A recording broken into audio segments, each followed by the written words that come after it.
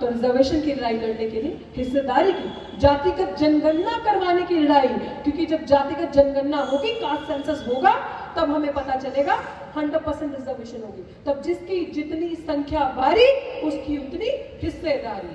EVM को खत्म करने के लिए, अपनी हिस्सेदारी के लिए, नौकरी के लिए, रोजगार के लिए, करप्शन के अगेंस्ट खड़े होने के लिए और अपनी बहुमत से अपनी सरकार बनाने के लिए हम सबको एकजुट होकर लड़ना है और दिल्ली की सड़कों को खाली नहीं रखना, क्योंकि लोहिया जी ने कहा था जब संसद आवारा हो जाए तब सड़कें सुनसान नहीं रहनी चाहिए, और अब हमारी बारी है सड़कों को सुनसान। साहब ने आपको क्या कीमती चीज दी? एक वोट का अधिकार, 1 वोट 1 वैल्यू। और हमने क्या किया? वोट को बेचा।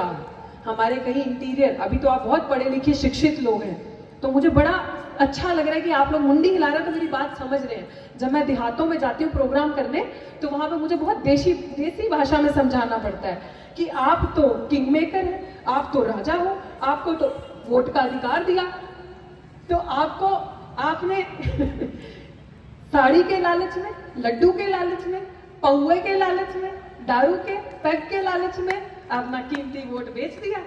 एक दिन के लालच में अपना वो कीमती वोट बेच दिया। वो एमएलए एमपी 5 साल में एक बार आएंगे, हाथ जोड़, जी मैं आपका सेवा कर, कोई सेवा हो, कोई काम हो तो बताना। फिर 5 साल यही जनता के राजा, यही राजे जिनको बाबा साहब ने हुक्मरान बनाया था, वो उनके आगे ऐसे करेंगे, जी हमारा काम कर दो, जी बेटी की एडमिशन, जी शिक्षा महंगी होगी, जी लोन करा दो, जी पैसे दे दो, जी प्रमोशन रुक गया है। तो आज क्या हो रहा है?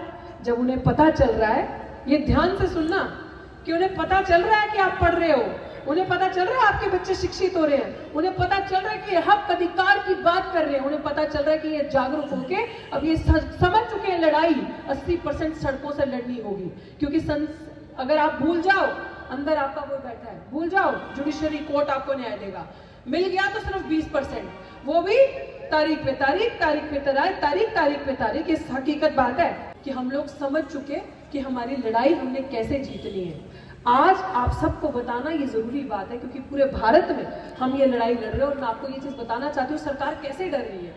आपके वोट की चोरी नहीं कर पा रहे।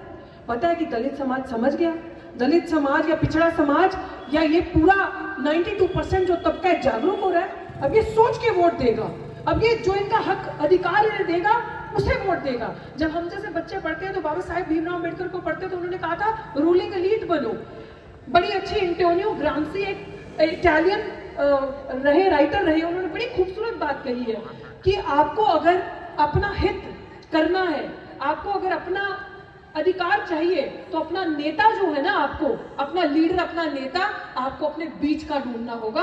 अपना नेतृत्व करने वाला अगर आप अपने बीच का नेता ढूंढोगे जो आपके हक अधिकार, आपके दर्द की बात करेगा, उसको वोट देके चुनोगे तो वही आपको अधिकार देगा।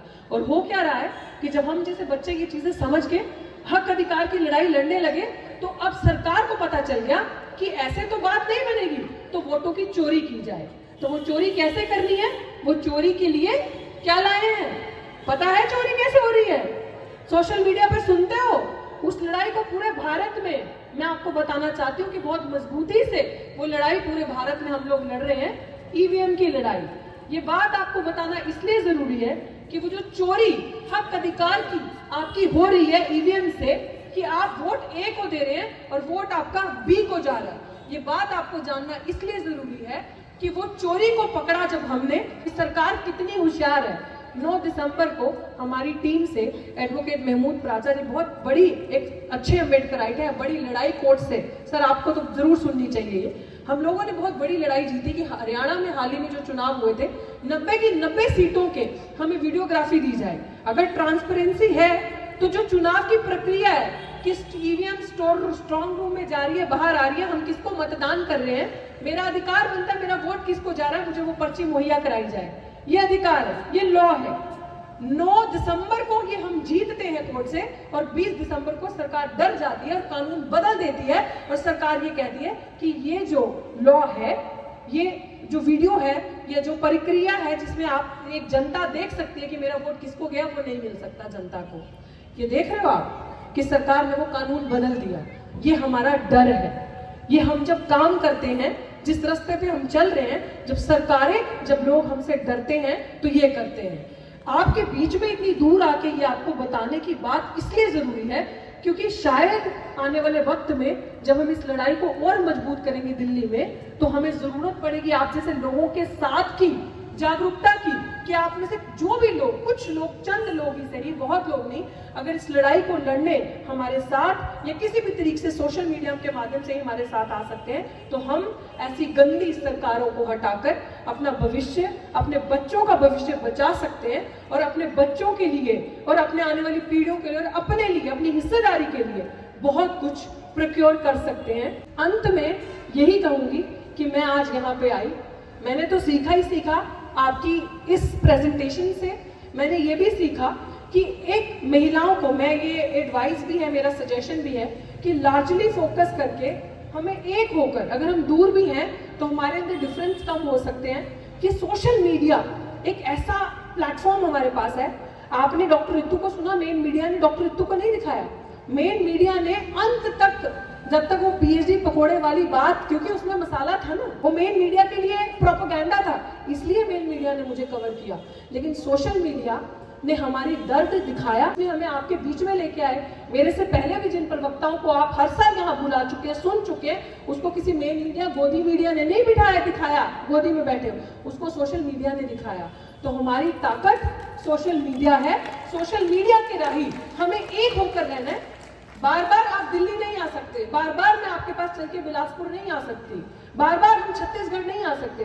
तो जो हम लोग स्मार्ट बनके, जो चीजें हमारे पास हैं, उनका सदुपयोग करके, उन चीजों को इस्तेमाल करके, let's connect with each other. बहुत सारी ऐसी चीजें हैं, वो पाखंडी सोशल मीडिया का यूज कर करके, टीवी का यूज कर करके रातों रात बाबा बन जाते हैं। एक मंत्र पढ़ता है, दूसरा दिमाग पढ़ता है, तीसरा वरदान देता है कि बच्चा हो जाएगा, चौथा कुछ बताता है। ये पखंडवाद को अगर हमें तोड़ना है तो हमें कड़ी से कड़ी जोड़नी पड़ेगी और हमें इस सोशल मीडिया के माध्यम से एक बड़ी अपनी फौज उनके खिलाफ तैयार करनी पड़ेगी, क्योंकि मुझे ऐसा लगता है कि हम पुरुषों से कम नहीं है। और आज इस मंच ने, इस कार्यक्रम ने ये करके दिखा दिया कि बराबरी की हमारी हिस्सेदारी है। बाबा साहब ने हमें पीछे नहीं रखा, बराबर रखा, और वक्त आने पे अगर ऐसी सिचुएशन होगी हम आगे होकर भी लड़ेंगे। तो इसलिए जो डरता है, ये गद्दार उसको और डराते हैं, क्योंकि गोरे अंग्रेज इतने खतरनाक नहीं थे जितने ये काले अंग्रेज खतरनाक थे। तो ये काले अंग्रेजों से बदला लेना हमें आता है। और मुझे ये चीज लग रही है कि हम सबको, आप जितने भी, ये जो ऑर्गेनाइजेशन है सर, मेरा आपको यही कहना है कि आप प्लीज एक ऐसा मीडियम, मैम आप भी एक ऐसा मीडियम तैयार करें कि जिसके थ्रू ये फासला जो है ना, ये कनेक्टेड हो। और उसके लिए हमें सड़कें भरनी पड़ेगी, अपने हक अधिकार को पाने के लिए, अपनी हिस्सेदारी, बराबरी की लड़ाई को लड़ने के लिए हमें एक बार इनको अपनी संख्या बल से एक चोट देनी पड़ेगी। और उसके लिए क्या आप लोग तैयार हैं? आप लोग आएंगे अगर मैं इनवाइट करूंगी? पक्का? महिलाएं आएंगी? पक्का? हाथ खड़ा करो। दिल्ली आओगे? चलो दिल्ली का नारा दोगे? हक अधिकार लेने, शिक्षा चाहिए, वो शिक्षा जो हमारे लिए बाबा साहब ने दी थी, सरकारी रोजगार चाहिए, रिजर्वेशन को बचाना है। अच्छा, रिजर्वेशन से याद आया कि रिजर्वेशन हमारे ऊपर बाबा साहब ने, किसी ने, बाबा साहब ने तो हमारे ऊपर एहसान किया। रिजर्वेशन हमारे लिए कोई मुफ्त का दिया हुआ वो नहीं है।